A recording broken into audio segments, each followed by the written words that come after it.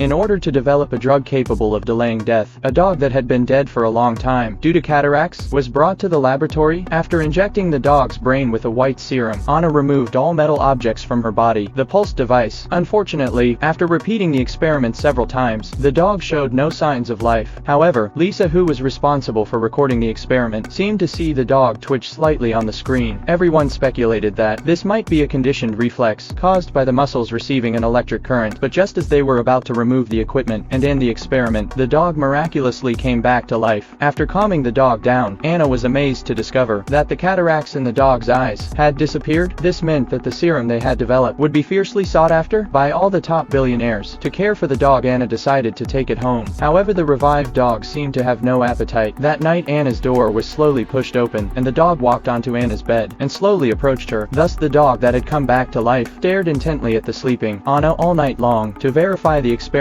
results, the dog was brought back to the laboratory. The next day for examination, they found that all of the dog's physiological characteristics were normal, but some of the serum that should have dissolved was still present in the blood vessels. Additionally, the dog's brain stem activity was extremely intense, and thyroid dysfunction caused it to become highly aggressive. For safety reasons, they temporarily confined the dog to the laboratory. However, that night Nick, who was on duty, suddenly heard unusual noises. When he entered the laboratory, he found it in disarray, and the door to the dog cage, which had been securely locked, was now open. Realizing something was wrong, Nick began searching for the dog. Suddenly the dog appeared, nearly scaring him to death, but in the blink of an eye it vanished again.